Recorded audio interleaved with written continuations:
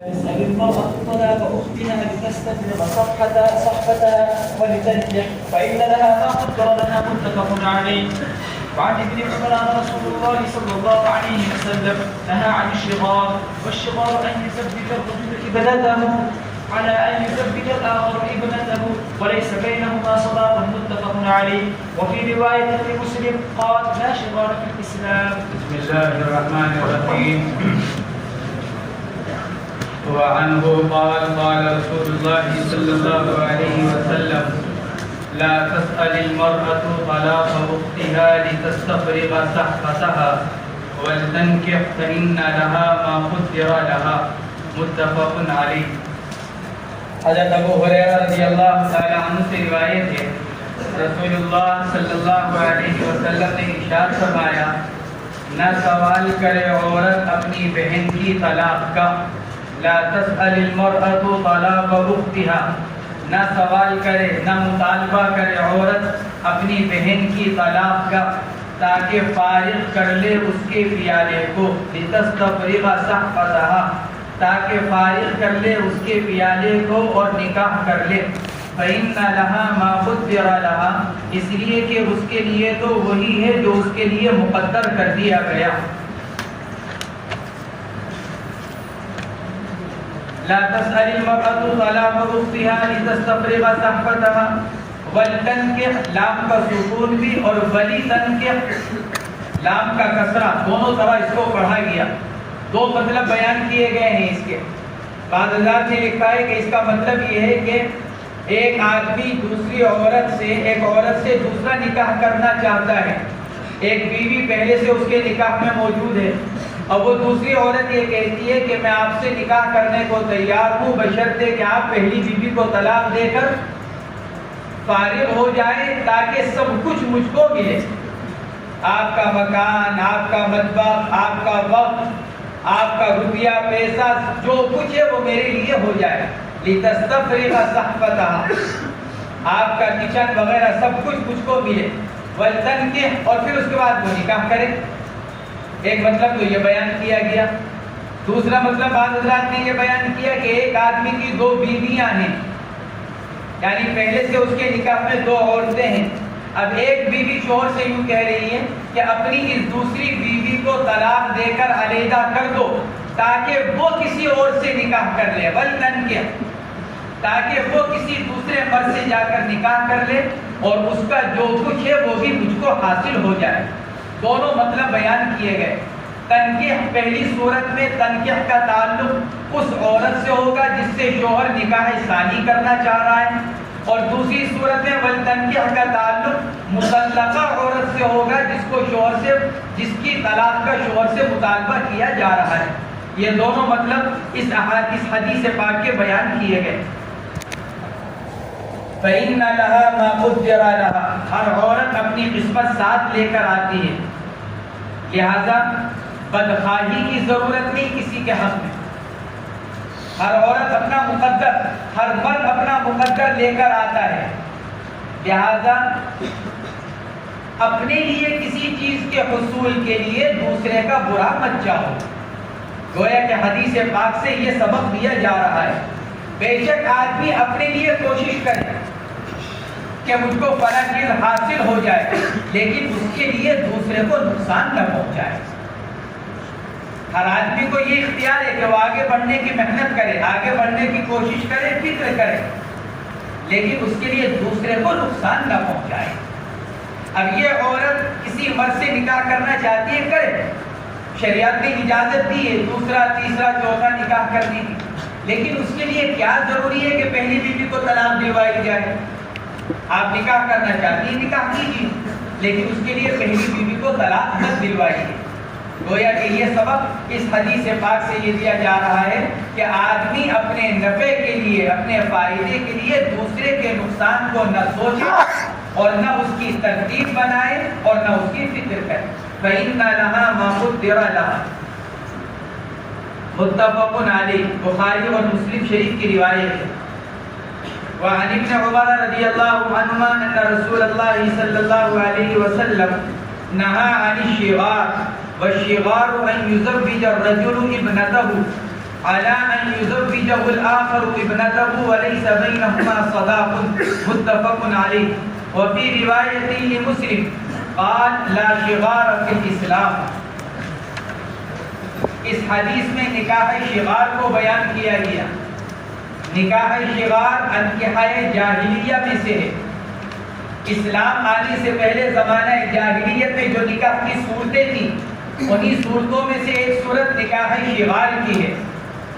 شغار یا تو یہ ماخوذ شغارہ یشغر باب فتح یفتح اے شغر الکلب رجلی، کتے کا اپنا پاؤں اٹھانا پیشاب کرنے کے لیے. شغر یشغر باب فتح یفتح، کتے کا پاؤں اٹھا لینا. یا پھر اس کے معنی آتے ہیں، کبھی ایک معنی ہوئے اٹھانا رفع، اور دوسرے معنی خلو خالی کر دینا. شغر البلد اذا خلا، شہر کا خالی ہو جانا.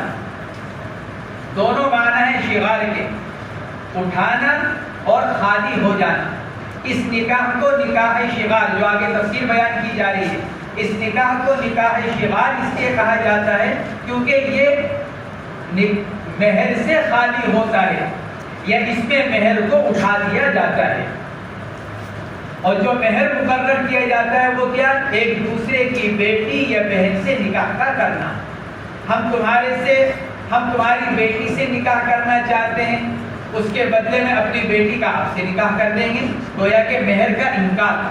تو مہر کا انکار نکاح کا مہر سے خالی ہو جانا یا نکاح میں مہر کا اٹھا دیا جانا، اس لیے اس نکاح کو نکاح شغار کہا جاتا ہے. حدیث پاک کے اندر اس کی ممانعت آئی ہے. لا شغار فی الاسلام، نہا رسول اللہ صلی اللہ علیہ وسلم عن الشغار. حدیث پاک میں شریعت میں نکاح شغار کی ممانعت ہے. اختلاف اس میں ہوا کہ اگر شریعت میں کسی چیز سے منع کیا جائے، شریعت میں اگر کسی چیز سے منع کیا جائے تو وہ مقتضی ابطال ہے کہ نہیں؟ نہیں، مقتضی ابطال ہے کہ نہیں؟ اگر کسی چیز سے منع کیا گیا پھر بھی کوئی کر لے تو عمل باطل قرار پائے گا یا نہیں؟ اس میں اختلاف ہوا حضرات فقہاء کرام کا. نہیں منہی عنہ کے ابطال پر دلالت کرتی ہے یا نہیں؟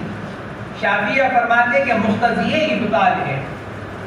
اس لیے اس مسئلے کے اندر حضرت امام شافعی وغیرہ کا مذہب یہ ہے کہ نکاح شغار ممنوع ہے. اگر کوئی کرے گا تو نکاح درست نہیں ہوگا. حضرت امام ابو حنیفہ رحمۃ اللہ علیہ فرماتے ہیں کہ نہیں، مقتضی ابطال نہیں ہوتی. بے شک منع کیا گیا ہے، آدمی کو نہیں کرنا چاہیے، لیکن اگر کر لیا تو عمل باطل نہیں ہوگا، نکاح ہو جائے گا. اور اس کی مثال ایسی ہو جائے گی جیسے بغیر مہر کے نکاح کیا جا رہا ہے، یا کسی ایسی چیز کو مہر بنایا گیا جو مہر بننے کی صلاحیت نہیں رکھتی. حنفیہ فرماتے ہیں اس صورت میں نکاح درست ہو جاتا ہے اور مہر مثل ذمے میں لازم ہوتا ہے. ایک مرد کسی عورت سے نکاح کرے اس شرط پر کہ میں تمہیں مہر میں 10 بوتلیں شراب کی دوں گا. شراب اسلام کے اندر مال متقوم نہیں ہے، لہذا اس کو مہر بھی نہیں مقرر کیا جا سکتا. اور قاعدہ یہ ہے کہ جب کسی ایسی چیز کو مہر متعین کیا جائے جو مال نہ ہو تو پھر مہر مثل ذمے میں لازم ہوتا ہے.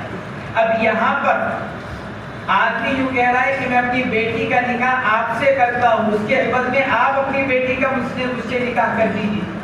گویا کہ اس کی شرمگاہ کو مہر بنا رہا ہے اور وہ مہر بن نہیں سکتا، لہٰذا اس صورت میں مہر مثل لازم ہوگا. یہ حضرت امام ابو حنیفہ رحمۃ اللہ علیہ فرماتے ہیں. تو اختلاف کی اصل وجہ یہ ہے کہ نہیں منہی عنہ کے ابطال پر دلالت کرتی ہے یا نہیں. حضرت امام شافعی رحمۃ اللہ علیہ اس کے قائل ہیں اور حضرت امام ابو حنیفہ رحمۃ اللہ علیہ اس کے قائل نہیں.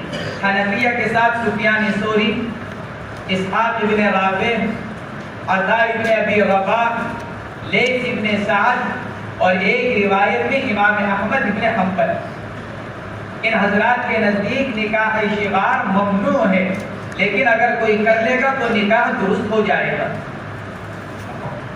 یہ ان حضرات کا مذہب یہی ہے۔ رہی یہ روایت، اس سے امام شافعی نے استدلال کیا ان رسول اللہ صلی اللہ علیہ وسلم نہا عن الشغار، اور اگلی روایت کا ٹکڑا مسلم شریف کی لا شغار فی الاسلام، صاحب تبیین الحقائق علامہ زیلعی رحمۃ اللہ علیہ نے اس کا جواب یہ دیا کہ یہاں نہیں سے مراد کراہت ہے، نہیں سے مراد کراہت ہے۔ یہ اس کا جواب علامہ زیلعی رحمۃ اللہ علیہ نے یہ دیا ہے۔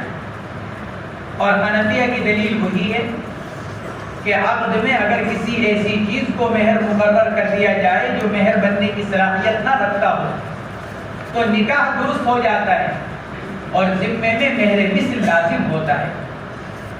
یہاں بزع کو مہر بنایا جا رہا ہے اور وہ مہر بننے کی صلاحیت نہیں رکھتا، لہذا نکاح درست ہو جائے گا۔ جیسے شراب پر نکاح کیا جائے، مردار پر نکاح کیا جائے، نکاح درست ہو جائے گا اور ان کے عوض میں مہر مثل شوہر کے ذمے میں لازم ہوگا۔ ایسے ہی یہاں پر نہا عن الشغار، ان رسول اللہ صلی اللہ علیہ وسلم نہا عن الشغار، اور شغار کسے کہتے ہیں؟ فرماتے ہیں والشغار ان یزوج الرجل ابنته، اور شغار یہ ہے کہ آدمی نکاح کرائے اپنی بیٹی کا، یہ بطور مثال کے ہے، ورنہ ہر ذی رحم محرم عورت کا یہی حکم ہے، بیٹی، بہن، بھانجی، بھتیجی، سب کا حکم یہی ہے۔ بیٹی کا ذکر بطور مثال کے ہے۔ آدمی یوں کہ آپ اپنی بہن کا نکاح مجھ سے کر دیجیے، اس کے عوض میں اپنی بہن کا نکاح میں آپ سے کر دیتا ہوں، جب بھی یہی حکم رہے گا۔ ان یزوج الرجل ابنته علی ان یزوجہ الاخر ابنته، اس شرط پر کہ دوسرا اپنی بیٹی کا نکاح اس سے کرا دے گا، ولیس بینہما صدا، اور مہر کی دونوں کے درمیان میں نفی کر دی جائے، یہ قید ہے۔ ولیس بینہما صدا، مہر کی نفی کی جا رہی ہو اور اسی آٹے ساٹے کے نکاح کو ہی مہر گویا کہ مقرر کیا جا رہا ہو، تو حدیث پاک منع کر رہی ہے۔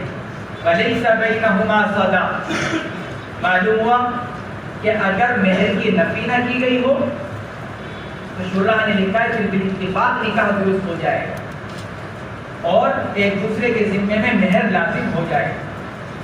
متفق علیہ، وفی روایت مسلم قال لا شغار فی الاسلام، مسلم شریف کی روایت میں کہ شغار نہیں ہے اسلام کے اندر، یعنی اگر کوئی آدمی نکاح شغار کرتا ہے تو وہ درست نہیں۔ اسی کا جواب یہ دیا گیا کہ یہ کراہت پر مبنی ہے۔ نکاح شغار کی جو تفسیر بیان کی گئی اس میں اختلاف ہوا کہ یہ تفسیر حضور پاک علیہ السلام سے منقول ہے یا بعد کے کسی راوی سے نقل کی گئی ہے۔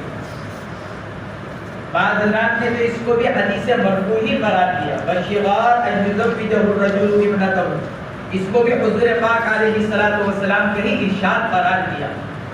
بعض حضرات نے لکھا ہے کہ یہ عبداللہ ابن عمر رضی اللہ تعالی عنہما سے نقل کیا گیا، یہ تفسیر عبداللہ ابن عمر رضی اللہ تعالی عنہما سے نقل کی گئی۔ بعض حضرات نے لکھا ہے کہ یہ تفسیر عبداللہ ابن عمر کے شاگرد حضرت نافع سے نقل کی گئی، اور بعض حضرات نے لکھا ہے ان سے بھی نیچے امام مالک رحمۃ اللہ علیہ سے نقل کی گئی۔ یہ اختلاف ہوا ہے اس تفسیر کے بارے میں کہ یہ تفسیر کس سے منقول ہے۔ چار قول ہیں، حضور اکرم صلی اللہ علیہ وسلم سے ہی منقول، عبداللہ ابن عمر سے رضی اللہ تعالی عنہما، امام نافع سے، یا حضرت امام مالک رحمہ اللہ سے۔ یہ چاروں قول ہیں اس روایت کے بارے میں۔ وعن علي أن رسول الله صلى الله عليه وسلم نهى عن متعة النساء يوم خيبر وعن أكل لحوم الحمر الإنسية، متفق عليه۔ وعن علي رضي الله تعالى عنه أن رسول الله صلى الله عليه وسلم نهى عن متعة النساء يوم خيبر وعن أكل لحوم الحمر الإنسية، متفق عليه۔ وعن سلمة بن الأكوع رضي الله عنه قال رخص رسول الله صلى الله عليه وسلم عام أوطاس في المتعة ثلاثا ثم نهى عنها رواه مسلم۔ ان دو روایتوں کے اندر نکاح متعہ کو بیان کیا گیا۔ متعہ علامہ ابن العربی مالکی رحمۃ اللہ علیہ نے لکھا ہے 3 چیزیں ایسی ہیں جس میں نسخ 2 مرتبہ ہوا، یعنی 2 مرتبہ منسوخ ہوئی۔ ایک مرتبہ ممانعت آئی، پھر اس کو حلال کر دیا گیا، پھر دوبارہ ممانعت آئی۔ تو علامہ ابن العربی مالکی رحمۃ اللہ علیہ نے لکھا ہے کہ 3 چیزیں ایسی ہیں کہ جن میں نسخ 2 مرتبہ ہوا۔ متعہ، نکاح متعہ، قبلہ اور لحوم امور انسیہ، پالتو گدھوں کا گوشت، جو گھروں کے اندر جو پالے جاتے ہیں گدھے، امور انسیہ، انسیہ کے قید لگا کر وحشیہ سے اعتراض کیا گیا، جس کو گورے خر کہا جاتا ہے، وہ حلال ہے۔ ابن العربی فرماتے ہیں ان 3 چیزوں میں نسخ 2 مرتبہ ہوا۔ ہمارے شیخ عثمان یونس صاحب رحمۃ اللہ علیہ نے الکوکب الدری کے حوالے سے لکھا ہے کہ نہیں، مزید 3 چیزیں اور ہیں جن میں نسخ 2 مرتبہ ہوا۔ ایک وضو مما مست النار، آگ پر پکی ہوئی چیز کے کھانے سے وضو ٹوٹتا ہے کہ نہیں، ایک اختلافی مسئلہ ہے۔ آگ پر پکی ہوئی چیز، اس کے کھانے سے وضو ٹوٹے گا کہ نہیں؟ فرماتے اس میں بھی نسخ 2 مرتبہ ہوا۔ وضو مما مست النار، اس میں بھی 2 مرتبہ ہوا نسخ۔ اور اس کے علاوہ فرماتے کلام فی الصلاۃ، نماز کے اندر بات چیت کی اجازت، یہ بھی 2 مرتبہ منسوخ ہوا۔ اور مخابرہ، یعنی بٹائی پر اپنا کھیت اور باغ دینا، ہمارا باغ، ہماری زمین آپ لے لو، آپ اس پر کام کرو، جو کچھ پیداوار ہوگی اس میں سے 1/3 ہمیں دے دینا، 1/4 ہمیں دے دینا، آدھا ہمیں دے دینا، اور اس پر کیا جانے والا سارا خرچہ عامل کا۔ زید عمر کو اپنی زمین دے رہا ہے اس پر کہ آپ ہماری زمین لے کر کام کرو، جو کچھ خرچہ ہو تم کرنا، بیج کا، اس کا اور اس کا سب خرچہ تمہارا، جو کچھ اس سے آمدنی ہو، پیداوار ہو، اس میں سے 1/3 ہمیں دے دیں۔ یہ مخابر کہلاتا ہے، اس کا مستقل ایک مسئلہ ہے۔ فرماتے اس میں بھی نسخ 2 مرتبہ ہوگا۔ گویا کہ 6 چیزیں ہو گئی، 3 علامہ ابن العربی مالکی رحمۃ اللہ علیہ کے نقل کردہ، اور 3 کو الکوکب الدری میں نقل کیا گیا۔ وضو مما مست النار، کلام فی الصلاۃ اور عقد مخابرہ۔ بلکہ بعض حضرات نے تو لکھا ہے متعہ کی حرمت 3 مرتبہ نازل ہوئی، متعہ کو 3 مرتبہ حرام کیا گیا۔ ان دونوں احادیث شریفہ کے اندر اسی مسئلے کو بیان کیا گیا ہے۔ جمہور علماء نکاح متعہ کی حرمت کے قائل ہیں۔ متعہ کیا ہے؟ نکاح متعہ یہ ہے کہ آدمی زمانہ جاہلیت میں کہیں جب جاتا سفر میں، اور وہاں اس کو کچھ دن قیام کرنے کا ارادہ ہوتا، تو وہ اپنے قیام کے اعتبار سے کسی عورت سے نکاح کر لیتا۔ 10 دن رہنا ہے، 15 دن رہنا ہے، 1 مہینہ رہنا ہے، تو وہ اتنے دن کے لیے نکاح کر لیا کرتا تھا۔ مرد کے ذہن میں بھی ہوتا تھا، عورت کے ذہن میں بھی ہوتا تھا کہ اتنے دن کے لیے نکاح کیا جا رہا ہے۔ اس میں پھر نہ طلاق کی ضرورت پیش آتی تھی اور نہ زوجین ایک دوسرے کے وارث بنتے۔ یہ زمانہ جاہلیت میں یہ طریقہ تھا۔ شروع اسلام کے اندر بھی یہ باقی رہا، پھر اس کے بعد اسلام کے اندر یہ منسوخ کر دیا گیا۔ یہ نکاح متعہ اسی سے ملتا جلتا ہے نکاح موقت، مدت متعین کر کر نکاح کرنا۔ دونوں میں کیا فرق ہے؟ نکاح متعہ اور نکاح موقت۔ بعض حضرات نے لکھا ہے کہ دونوں میں فرق یہ ہے، نکاح متعہ کے اندر لفظ تمتع استعمال کیا جاتا ہے۔ اتمتع بکی، شوہر کہتا ہے اتمتع بکی، اور لفظ نکاح موقت کے اندر لفظ نکاح یا لفظ تزوج بیان کیا جاتا ہے اور استعمال کیا جاتا ہے. میں تم سے 10 دن کے لیے نکاح کرتا ہوں, میں تم سے 15 دن کے لیے شادی کرتا ہوں, تزوج. تو نکاح موقت کے اندر لفظ نکاح یا لفظ تزوج استعمال کیا جاتا ہے اور متعہ کے اندر لفظ اتمتع استعمال کیا جاتا ہے. ایک فرق تو یہ بیان کیا گیا. دوسرا فرق یہ بیان کیا گیا کہ نکاح متعہ کے اندر گواہ نہیں ہوتے, نکاح متعہ کے اندر گواہ نہیں ہوتے اور نکاح موقت کے اندر گواہوں کو متعین کیا جاتا ہے. دوسرا فرق یہ بیان کیا گیا کہ موقت میں گواہ ہوتے ہیں اور متعہ کے اندر گواہ نہیں ہوتے. اور تیسرا فرق یہ بیان کیا گیا کہ متعہ کے اندر مقدار مہر کو متعین کیا جاتا ہے. کتنی رقم, 10,000 روپے, 15,000 روپے. تو نکاح متعہ کے اندر مقدار مہر متعین ہوتی ہے اور نکاح موقت کے اندر مقدار مہر متعین نہیں ہوتی, بلکہ اس کو مبہم چھوڑ دیا جاتا ہے. یہ 3 فرق حضرات فقہاء کرام نے بیان کیے ہیں. جمہور علماء کے نزدیک دونوں نکاح باطل ہیں, متعہ ہو یا موقت. حنفیہ میں سے امام ظفر رحمۃ اللہ علیہ نکاح موقت کے جواز کے قائل ہیں اور وہ یہ فرماتے ہیں کہ نکاح ایمان میں سے ہے اور ایمان شرط سے باطل نہیں ہوتا بلکہ شرط باطل ہو جایا کرتی ہے. ایمان یمین کی جمع, شرط باطل ہو جاتی ہے, عقد صحیح ہو جاتا ہے. امام ظفر یہ فرماتے ہیں اگر کوئی آدمی کو کہنا ہے کہ میں تم سے 10 دن کے لیے نکاح کرتا ہوں تو شرط باطل اور نکاح ہمیشہ ہمیشہ کے لیے ہو گیا. یہ امام ظفر رحمۃ اللہ علیہ فرماتے ہیں. لیکن امام شافعی, امام مالک, امام احمد, امام ابو حنیفہ, امام ابو یوسف, امام محمد, تمام ائمہ یہ فرماتے ہیں نہ نکاح متعہ جائز نہ نکاح موقت جائز. سوال یہ پیدا ہوتا ہے حنفیہ کا تو ضابطہ یہی ہے جو امام ظفر بیان کر رہے ہیں کہ ایمان شرط فاسد سے فاسد نہیں ہوتا.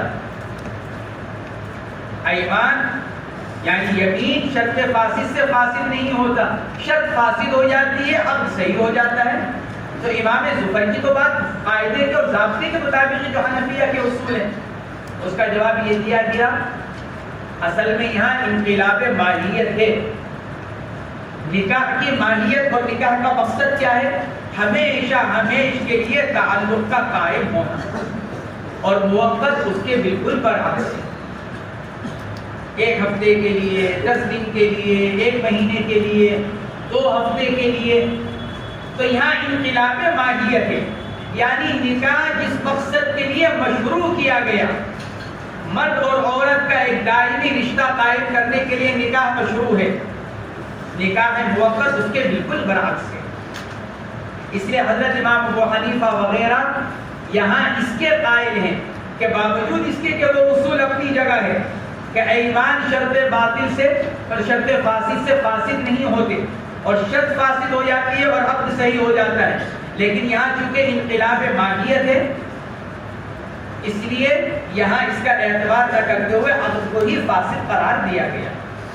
تو جمہور علماء نکاح متعہ اور نکاح موقت دونوں کے باطل ہونے کے قائل ہیں. ان روایات سے استدلال کیا ہے حضرات ائمہ اربعہ نے.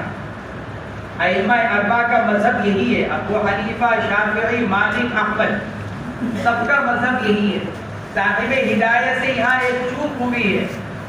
صاحب ہدایہ نے حضرت امام مالک کا مذہب جواز کا نقل کیا ہے نکاح متعہ کا, لیکن تمام شراح ہدایہ نے اس کی تردید کی ہے.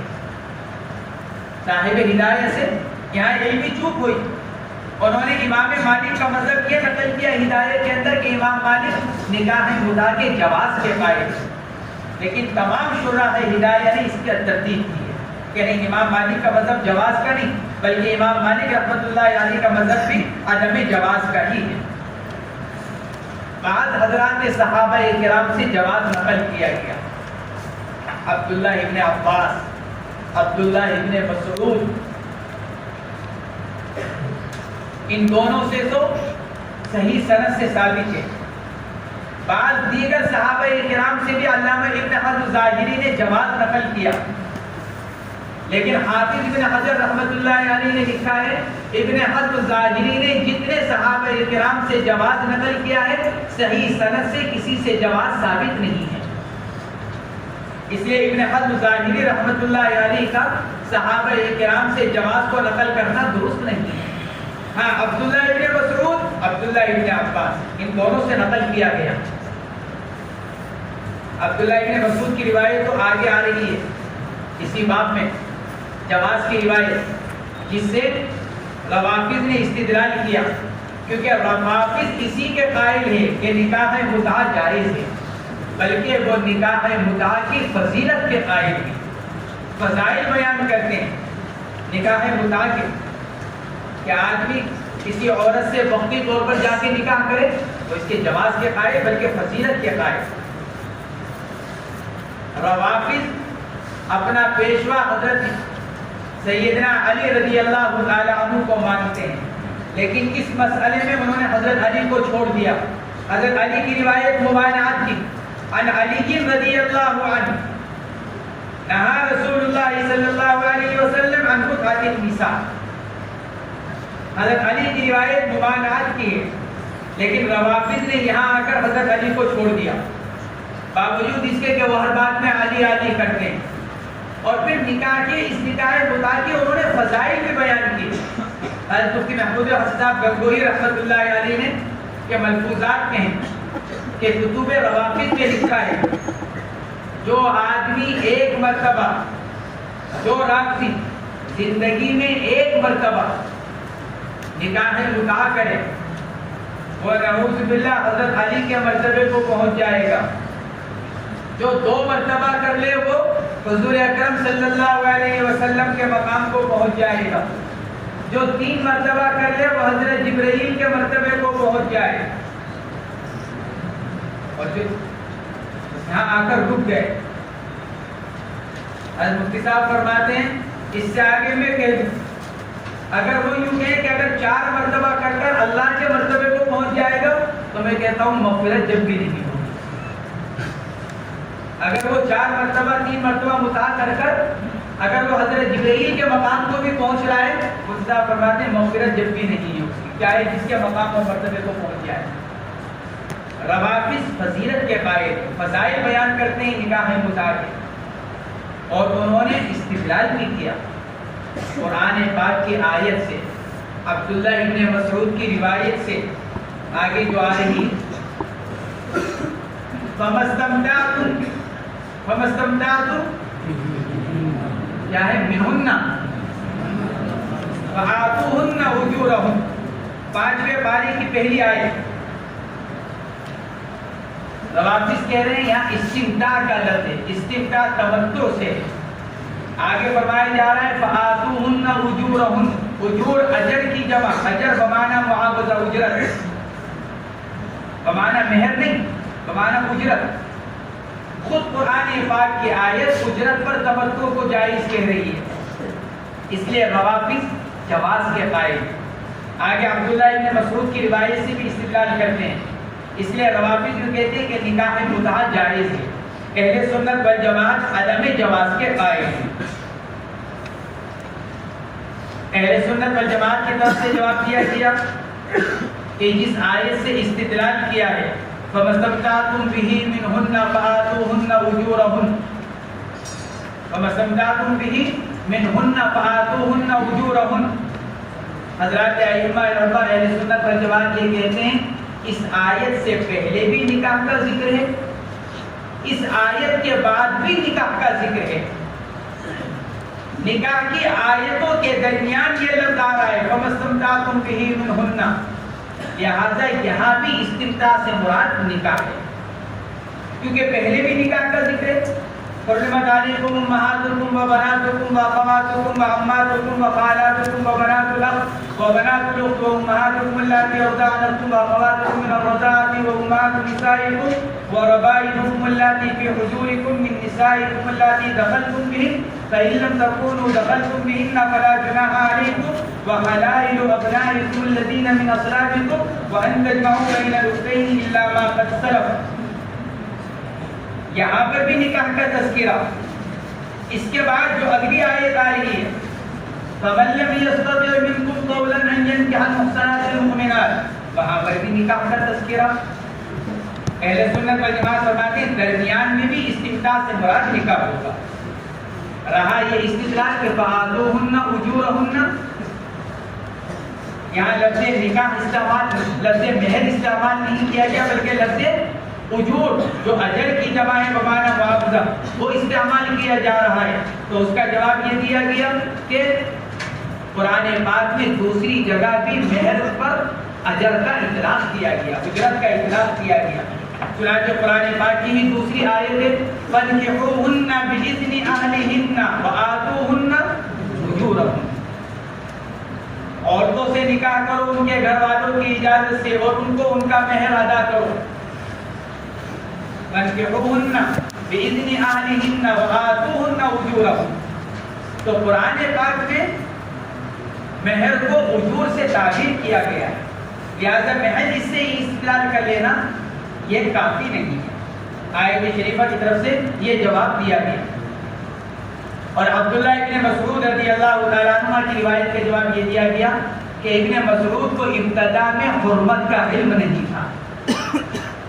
عبداللہ ابن مسعود رضی اللہ تعالیٰ عنہ کو ابتدا میں حرمت کا علم نہیں تھا، اور جب ان کو حرمت کا علم ہوا تو انہوں نے اپنے قول سے رجوع فرما دیا. یہی عبداللہ ابن عباس رضی اللہ تعالیٰ عنہ سے کبھی جواب ہے. عبداللہ ابن عباس بھی شروع میں حرمت کے علم نہیں رکھتے. حضرت علی رضی اللہ تعالیٰ عنہ نے ان کو بتلایا. حضرت علی رضی اللہ تعالیٰ عنہ کے سامنے تذکرہ آیا کہ عبداللہ ابن عباس متعا کے جواز کا فتویٰ دیتے ہیں. تو حضرت علی رضی اللہ تعالیٰ عنہ نے ان سے بات کی کہ اللہ کے نبی علیہ السلام نے میرے سامنے منع فرمایا. عبداللہ ابن عباس نے رجوع فرمایا. بعد حضرات نے لکھا ہے حضرت سعید بن جبیر رضی اللہ تعالیٰ عنہ نے کہا کہ حضور پاک علیہ السلام نے ممانعت فرمائی، تو عبداللہ ابن عباس رضی اللہ تعالیٰ عنہ نے اپنے قول سے رجوع فرما دیا. تو یہ نکاح متعہ کو ان دونوں روایتوں کے اندر بیان کیا گیا. اور ایک جواب یہ دیا گیا یہ حضرات صحابہ کرام جن سے جواز نقل کیا گیا، شروع میں نکاح متعہ کی حرمت ایسی تھی جیسے شراب اور مردار کی حرمت. کیا مطلب؟ حالت اختیار میں ناجائز، حالت اضطرار میں جائز. آدمی مجبور ہو جائے شریعت شراب پینے کو جائز کہتی ہے، آدمی مجبور ہو جائے شریعت مردار کھانے کی گنجائش دیتی ہے. ایسے ہی ابتدا میں نکاح متعہ تھا. جب آدمی امن اور بہتری کی حالت میں ہو، اطمینان کی حالت میں ہو تو نکاح متعہ حرام. اور اضطرار کی حالت ہو جائے، سفر میں ہے، بیوی ساتھ نہیں ہے اور اب اپنے اوپر زنا کا اندیشہ ہو رہا ہے، تو اس اضطرار کی حالت میں نکاح متعہ کو جائز قرار دیا گیا. ابتدا میں حرمت کا حال یہی تھا. صحابہ کرام سے جو جواز نقل کیا گیا، عبداللہ ابن عباس، عبداللہ ابن مسعود وغیرہ، ان حضرات سے وہی صورت نقل کی گئی جو اضطرار کی ہے. جواز کی جو صورت نقل کی گئی اور جواز کا جو حکم نقل کیا گیا وہ حالت اضطرار کی صورت سے متعلق ہے، لیکن بعد میں انہوں نے اس سے بھی رجوع کروا دیا. دوسرا جواب ان روایتوں کا یہ دیا گیا. ایک دوسری بات یہاں پر یہ ہے کہ نکاح متعہ کی حرمت کب نازل ہوئی، کیونکہ اس میں روایات مختلف ہیں. 6-7 طرح کی روایتیں ہیں. 2 طرح کی روایتوں مصنف نے بیان کی ہیں، عام اوطاس اور خیبر. غزوہ اوطاس کے موقع پر اور غزوہ خیبر کے موقع پر 2 روایتیں تو مصنف نے بیان کی. تیسرا قول یہ ہے کہ فتح مکہ کے موقع پر. تیسرا قول یہ غزوہ تبوک کے موقع پر. ایک قول 5واں قول یہ حنین کے موقع پر. اور چھٹا قول یہ حجۃ الوداع کے موقع پر. یہ مختلف روایتیں ہیں نکاح متعہ کی حرمت کے بارے میں کہ نکاح متعہ کی حرمت کب نازل ہوئی. حافظ بن حجر رحمۃ اللہ علیہ نے لکھا ہے اوطاس اور فتح مکہ یہ دونوں برابر برابر ہیں، ایک ہی وقت میں ہوئے ہیں، لہذا یہ تو دونوں مل کر ایک ہی ہیں۔ اور دوسرا قول حنین کا اور خیبر کا، اس کو مصنف نے بیان کیا جو روایت فرماتے ہیں اس کے علاوہ بقیہ جتنے قول ہیں وہ علت سے خالی نہیں، کوئی نہ کوئی علت ہے ان کے اندر، لہذا اب یہی دو قول رہ گئے، خیبر اور اوطاس، اور اوطاسی سے ملتا ہوا ہے فتح مکہ۔ خیبر کا واقعہ ہوا 7 ہجری میں، اوطاس کا واقعہ ہوا 8 ہجری میں۔ بعض حضرات نے تو اس کا جواب یہ دیا ہے حضور پاک علیہ السلام نے خیبر کے موقع پر ممانعت فرمائی اور پھر اس کے بعد عارضی طور پر غزوہ اوطاس میں 3 دن کے لیے رخصت دی گئی، پھر اس کی ممانعت کر دی گئی۔ اسی رخصت کو بعض حضرات نے حلت سے تعبیر کیا، اور اس رخصت کے ختم ہو جانے کو بعض حضرات نے حرمت سے تعبیر کر دیا۔ ایک جواب تو یہ دیا گیا، اور دوسرا جواب یہ دیا گیا کہ اصل حرمت تو ہو گئی تھی خیبر کے موقع پر، دوبارہ تشہیر اور تبیین کے لیے غزوہ اوطاس میں اس کا دوبارہ اعلان کیا گیا۔ جن حضرات کو غزوہ خیبر میں اس کی ممانعت کا علم نہیں ہو سکا تھا، انہوں نے حرمت کی اضافت اوطاس کی طرف کر دی، اور جن کو غزوہ خیبر میں حرمت کا علم ہو چکا تھا انہوں نے حرمت کی اضافت غزوہ خیبر کی طرف کی۔ فرماتے ہیں حضرت علی رضی اللہ تعالیٰ عنہ سے روایت ہے کہ رسول اللہ صلی اللہ علیہ وسلم حضور پاک علیہ السلام نے منع فرمایا متعۃ النساء سے۔ متعۃ النساء کی قید سے متعۃ الحج کو نکالا ہے، جس کو حج تمتع کہا جاتا ہے، کیونکہ حج تمتع بالاتفاق جائز ہے۔ ان متعۃ النساء، کیونکہ سوال یہ پیدا ہوتا ہے ان المتعہ کیوں نہیں کہہ دیا، تو ان المتعہ کہنے سے متعۃ الحج بھی آ جاتا، اس لیے اس کو خارج کرنے کے لیے متعۃ النساء فرمایا۔ یوم خیبر، خیبر کے لیے وعن اکل لحوم حمر الانسیہ، اس کا مسئلہ آگے آئے گا، پالتو گدھوں کا گوشت، اس کی بھی ممانعت فرمائی ہے آپ علیہ السلام۔ دوسری روایت حضرت سلمہ ابن اکوع رضی اللہ تعالی عنہ کی ہے۔ حضرت سلمہ ابن اکوع، بعض حضرات نے لکھا ہے سلمہ ابن عمر ابن اکوع، گویا کہ اکوع دادا کا نام، ان کی اضافت دادا کی طرف کی جا رہی ہے گویا۔ بعض حضرات نے لکھا ہے ان کی کنیت ابو مسلم، بعض حضرات نے لکھا ہے ابو ایاس، ایاس بیٹے کا نام تھا حضرت سلمہ ابن اکوع کے، بعض نے لکھا ہے کہ ابو ایاس، اور بعض نے لکھا ہے ابو عامر۔ سلمہ ابن اکوع رضی اللہ تعالی عنہ نے جو بیعت رضوان ہوئی وہ بعض روایت کے اندر آتا ہے 3 مرتبہ کی۔ بیعت رضوان میں تھوڑے تھوڑے لوگ آتے تھے اور بیعت کرتے تھے۔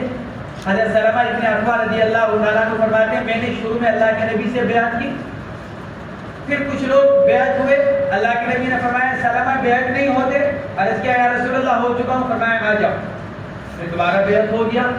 پھر آخر میں جب اور کچھ لوگ بیعت ہونے لگے، پھر آپ نے فرمایا سلمہ بیعت نہیں ہوتے، عرض کیا یا رسول اللہ میں تو 2 مرتبہ ہو چکا، فرمایا پھر کوئی بات نہیں آ جاؤ، پھر تیسری مرتبہ بیعت ہوئی۔ حضرت سلمہ ابن اکوع رضی اللہ تعالیٰ انتہائی تیز دوڑنے والے تھے۔ حضرت سلمہ ابن اکوع رضی اللہ تعالیٰ انتہائی تیز دوڑنے والے تھے۔ ان کے حالات میں لکھا ہے دوڑ میں گھوڑے سے آگے بڑھ جایا کرتے، جب مقابلہ ہوتا تو گھوڑے سے آگے نکل جایا کرتے تھے دوڑ کے اندر۔ حضور پاک علیہ السلام نے ایک موقع پر، ایک غزوے کے موقع پر آپ نے ارشاد فرمایا تھا کہ خیر الرجالین سلمہ بن الاکوع، ہمارے پیدل دوڑنے والوں میں سب سے بہتر کون ہے؟ سلمہ ابن اکوع۔ خیر الرجالین سلمہ بن الاکوع، ہمارے پیدل دوڑنے والوں میں سب سے بہتر سلمہ ابن اکوع، انتہائی تیز دوڑنے والے۔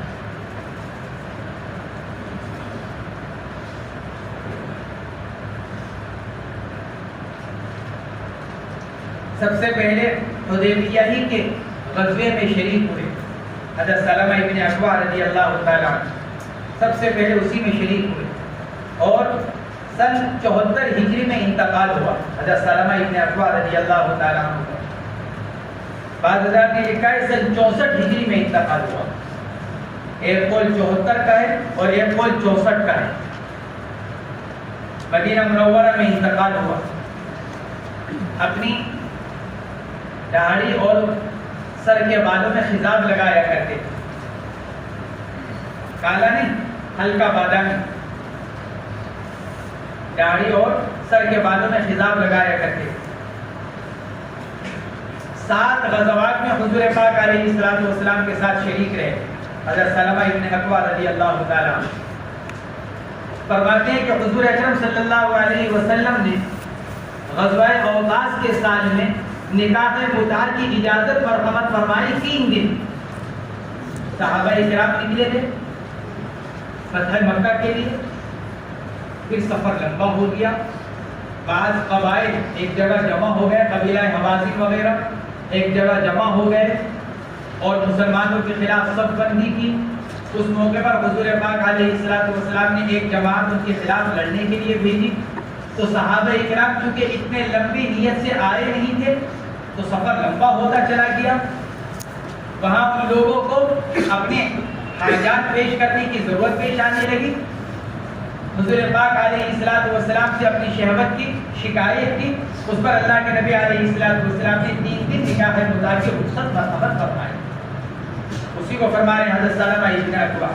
آپ نے نکاح متعہ میں 3 دن کی رخصت مرحمت فرمائی. پھر اس کے بعد آپ نے ہمیشہ ہمیشہ کے لیے اس سے منع فرمائی. الفصل الثاني عن عبد الله بن مسعود رضي الله عنه قال علمنا رسول الله صلى الله عليه وسلم التشهد في الصلاة والتشهد في الحاجة.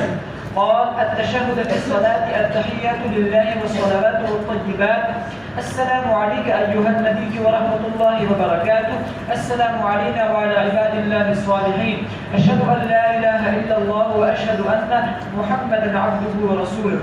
والتشهد في الحاجة أن الحمد لله ونستعينه ونستغفره ونعوذ بالله من شرور أنفسنا من يهده الله فلا مضل له ومن يضلل فلا هادي له وأشهد أن لا إله إلا الله وأشهد أن محمدا عبده ورسوله. ويقرأ 3 آيات يا أيها الذين آمنوا اتقوا الله حق تقاته ولا تموتن إلا وأنتم مسلمون. يا أيها الذين آمنوا اتقوا الله الذي تساءلون به والأرحام إن الله كان عليكم رقيبا. يا أيها الذين آمنوا اتقوا الله وقولوا قولا سديدا يصلح لكم أعمالكم ويغفر لكم ذنوبكم ومن يطع الله ورسوله فقد فاز فوزا عظيما. رواه أحمد والترمذي وأبو داود والنسائي وابن ماجه والدارمي. وفي جامع الترمذي فسر الآيات الثلاثة سفيان الثوري وزاد ابن ماجه بعد قوله إن الحمد لله نحمده وبعد قوله من شرور أنفسنا ومن سيئات أعمالنا. والدارمي بعد قوله عظيما ثم يتكلم بحاجته. وروى في شرح السنة عن ابن مسعود في خطبة الحاجة من النكاح وغيره. باب کی سرخی تھی باب اعلان النکاح والخطبہ. وہاں بتلایا تھا کہ خا کا ضمہ اور خا کا کسرہ دونوں طرح اس کو پڑھا گیا. خطبہ اور خطبہ. خطبہ سے متعلق فصل اول میں روایت آ چکی ہے اور خطبے سے متعلق مصنف فصل ثانی کے اندر روایات کو لے کر آ رہے ہیں.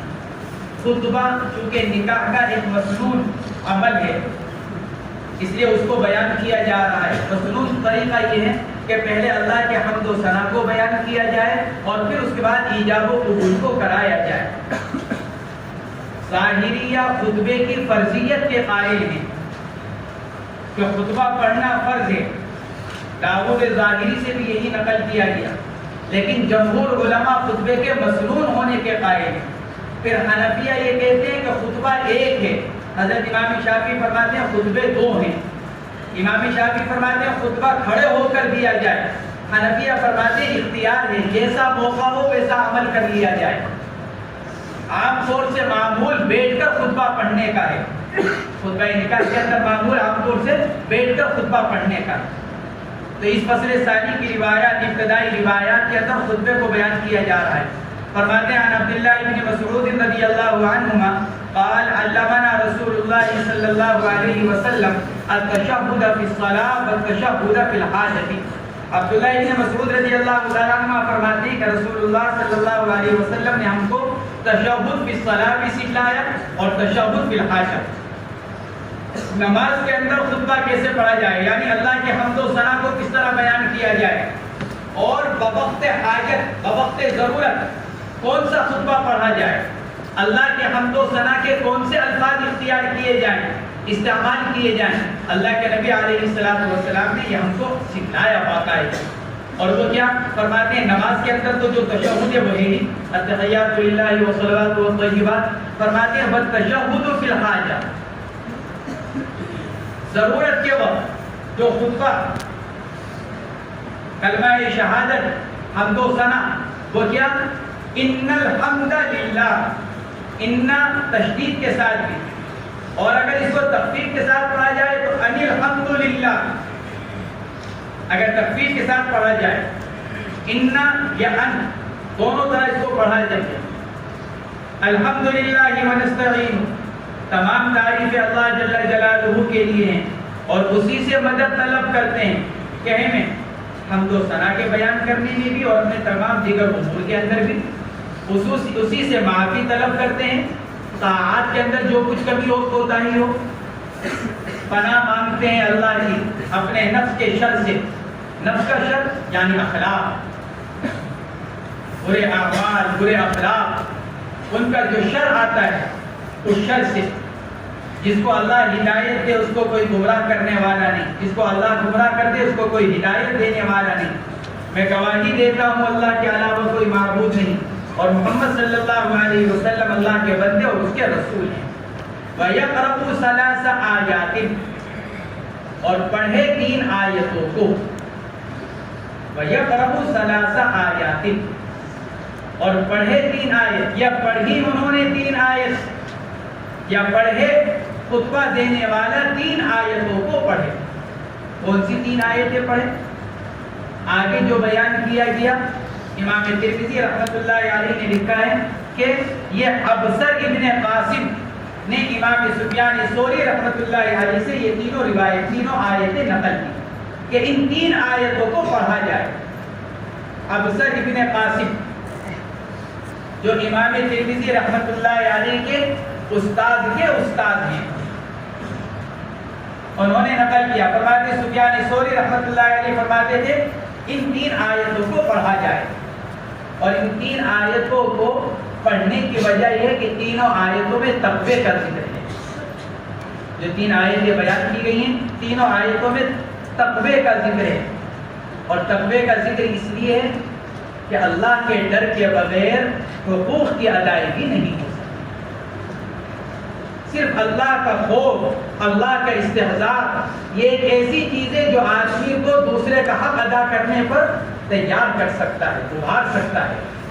ورنہ دنیا کا کوئی قانون کیسا ہی سخت بنا دیا جائے وہ حقوق کے اندر کچھ نہ کچھ ڈنڈی مارے گا. اس لیے بوقت نکاح ان آیات شریفہ کا انتخاب کیا گیا جس میں اللہ سے ڈرنے کا حکم آیا ہے، تاکہ میاں بیوی دونوں ان آیات کو سنیں اور سن کر پھر ایک دوسرے کے حقوق کو پہچان کر ان کے ادا کرنے کی فکر کریں.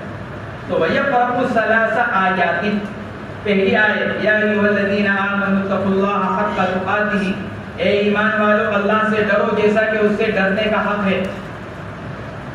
اس کی شرح میں لکھا ہے ڈرنے کا حق ہے کیا مطلب؟ اللہ کا شکر ادا کرو، ناشکری مت کرو، اللہ کی اطاعت کرو، اس کی نافرمانی مت کرو. تقوی کا حق یہ ہے کہ اس کا شکر ادا کیا جائے، ناشکری سے بچا جائے، اور اس کی اطاعت اختیار کی جائے اور نافرمانی سے بچا جائے. وَلَا تَمُوتُنَّ إِلَّا وَأَنْتُمْ مُسْلِمُونَ، وَلَا تَمُوتُنَّ إِلَّا وَأَنْتُمْ مُسْلِمُونَ. جب یہ آیت شریفہ نازل ہوئی تو حضرات صحابہ کرام کو بڑا شوق گزرا. یہ تو اپنے اختیار کی چیز نہیں ہے، تو اس پر پھر اگلی آیت نازل ہوئی تھی فاتقوا اللہ ما استطعتم، جتنا ہو سکے اتنا اللہ سے ڈرنے کی کوشش کرو. وانتم مسلمون، مسلمون اے مؤمنون یا مخلصون یا محسنون الظن باللہ، اللہ کے ساتھ اچھا گمان رکھتے ہوئے. محسنون الظن باللہ یا مخلصون یا مؤمنون، تینوں معنی اس کے بیان کیے گئے. دوسری آیت یا ایھا الذین آمنوا اتقوا اللہ الذی تساءلون بہ والارحام، قرآن پاک کی آیت ہے یا ایھا الناس اتقوا ربکم الذی خلقکم من نفس واحدہ وجعل منها زوجها وبث منهما رجالا كثيرا ونساء واتقوا الله الذي تساءلون به والارحام. مشکات شریف کے سارے نسخوں میں اسی طرح ہے جس طرح یہاں ہے یا ایھا الذین آمنوا اتقوا اللہ الذی تساءلون به والارحام. اسی طرح بعض حضرات نے تو اس کو کاتب کی غلطی قرار دیا ہے. بعض حضرات نے لکھا ہے عبداللہ ابن مسعود کے نسخے میں اسی طرح ہے. بعض حضرات نے لکھا ہے مصنف علیہ رحمہ یہ بتلانا چاہ رہے ہیں کہ آیت شریفہ میں جو ہے یا ایھا الناس اتقوا ربکم الذی خلقکم من نفس واحدہ، وہاں الف لام عہد کا ہے، ناس سے مراد ایمان والے. یا ایھا الناس اتقوا ربکم الذی خلقکم، اے لوگوں ڈرو اس ذات سے جس نے تم کو ایک ماں باپ سے پیدا کیا، من نفس واحدہ ایک جان سے پیدا کیا. تو بعض حضرات فرماتے ہیں یا ایھا الناس میں الناس کی جو الف لام ہے وہ عہد کا، مراد اس سے کون؟ مؤمنین. اس لیے مصنف نے کہا یا ایھا الذین آمنوا اتقوا اللہ، یا ایھا الناس کے بجائے یا ایھا الذین آمنوا.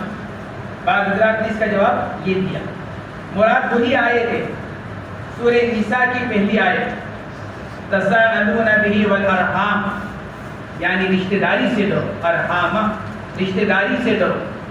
دوسری قرات یہ کہ ارحامی کسرے کے ساتھ بہ والارحامی جر کے ساتھ ان اللہ کان علیکم رقیبا، اللہ تمہارے اوپر نگراں ہے، رقیب حافظ، تمہارے اعمال کی نگرانی کرنے والا ہے. تیسری آیت یا ایھا الذین آمنوا اتقوا اللہ وقولوا قولا سدیدا، اے ایمان والو اللہ سے ڈرو اور صحیح بات کو، سدیدا بین السطور لکھا ہے اے صوابا، درست بات، صحیح بات، غلط بات مت کرو. بعض حضرات نے سدید کا ترجمہ کیا عدل، انصاف کی بات. بعض حضرات نے سدید کا ترجمہ کیا صدق، سچی بات. اور بعض حضرات نے سدید کا ترجمہ کیا وقولوا قولا سدیدا، اے قولوا لا الہ الا اللہ، کلمہ پڑھو یا ایھا الذین آمنوا اتقوا اللہ وقولوا قولا سدیدا یصلح لکم اعمالکم، یصلح اے یتقبل، اللہ تمہارے اعمال کو قبول کرے گا. اعمال کی اصلاح سے مراد اعمال کا قبول ہو جانا. اللہ تمہارے اعمال کو قبول کرے گا. وَيَغْفِرْ لَكُمْ ذُنُوبَكُمْ، اور اللہ معاف کرے گا تمہارے گناہوں کو. وَمَنْ يُطِعِ اللَّهَ وَرَسُولَهُ فَقَدْ فَازَ فَوْزًا عَظِيمًا، جو اللہ اور اللہ کے رسول کی اطاعت کرے گا جیسے کہ وہ کامیاب ہو گیا، بڑی کامیابی حاصل کرے گا. فرماتے امام احمد، امام ترمذی، ابو داؤد، نسائی، ابن ماجہ، دارمی، ان تمام حضرات نے اس روایت کو نقل کیا. لیکن چونکہ کہیں کہیں اختلاف ہوا الفاظ کے اندر، اس لیے مصنف الفاظ کے اختلاف کو بیان فرما رہے ہیں. فرماتے ہیں وفی جامع ترمذی فسر الآیات الثلاث سفیان الثوری، اوپر جو فرمایا وَيَقْرَأُ ثَلَاثَ آیات، اور 3 آیتوں کو پڑھے. بعض روایات کے اندر 3 آیتوں کا ذکر نہیں ہے. کون سی 3 آیت؟ مصنف فرماتے ہیں اس روایت کے اندر جو 3 آیتوں کی جو صراحت ہے جو بیان کی گئی، یہ 3 آیتوں کی یہ تعیین سفیان ثوری کی طرف سے ہے. ترمذی شریف کی روایت سے یہ معلوم ہوتا ہے. وزاد الترمذی وفی جامع الترمذی فسر الآیات الثلاث سفیان الثوری رحمہ اللہ. لیکن ملا علی قاری رحمۃ اللہ علیہ نے اس کا رد کیا. فرماتے کہ نہیں، خود حضور اکرم صلی اللہ علیہ وسلم سے ثابت ہے. وزاد ابن ماجہ بعد قوله ان الحمدللہ نحمده، اوپر تھا ان الحمدللہ ونستعینہ. ابن ماجہ شریف کی روایت میں الحمدللہ کے بعد نحمده کا اضافہ ہے. اور من شرور انفسنا کے بعد ومن سیئات اعمالنا کا اضافہ ہے. اور فرماتے ہیں دارمی کی روایت کے اندر یصلح لکم اعمالکم ویغفر لکم ذنوبکم ومن یطع اللہ ورسولہ فقد فاز فوزا عظیما. یہ آیت شریفہ کے بعد فرماتے ثم یتکلم بحاجتی، اس جملے کا اضافہ ہے. پھر آدمی جو عقد کر رہا ہے پھر اس عقد کے بارے میں بات کرے. نکاح ہے تو اس کا ایجاب و قبول کرائے، عقد بیع ہے تو اس کا ایجاب و قبول کرائے، کوئی اور معاملہ ہو رہا ہے تو اس سے متعلق بات کرے. ثم یتکلم بحاجتہ، پھر اپنی حاجت کو بولے. یعنی جس مجلس جس عقد کے لیے منعقد کی گئی ہے پھر اس سے متعلق بات کرے، یعنی ایجاب و قبول کرائے. وَرَوَى فِي شَرْحِ السُّنَّةِ وَرَوَى الْبَغَوِيُّ فِي شَرْحِ السُّنَّةِ، اور امام بغوی نے شرح سنہ میں نقل کیا ہے وَمِن سَيِّئَاتِ عن ابن مسعود رضی اللہ عنہما فی خطبۃ الحاجۃ من النکاح وغیرہ. یہ اس کا اضافہ نقل کیا. امام بغوی نے شرح السنہ میں عبداللہ ابن مسعود رضی اللہ تعالی عنہ سے اوپر آئے تھے نا وَالتَّشَهُّدَ فِي الْحَاجَةِ، فی الحاجتی کے بعد اضافہ من النکاح وغیرہ. حاجت ضرورت، کون سی حاجت؟ جیسے نکاح کی حاجت تو نکاح کا خطبہ. نکاح کے علاوہ اور کوئی حاجت ہے جیسے عقد بیع ہے تو اس کے لیے یہ خطبہ اللہ کے نبی علیہ السلام نے ہم کو سکھایا. فرماتے ہیں امام بغوی رحمۃ اللہ علیہ نے عبداللہ ابن مسعود رضی اللہ تعالی عنہ سے یہ نقل کیا کہ فی خطبۃ الحاجۃ من النکاح وغیرہ، یہ اس کو نقل کیا.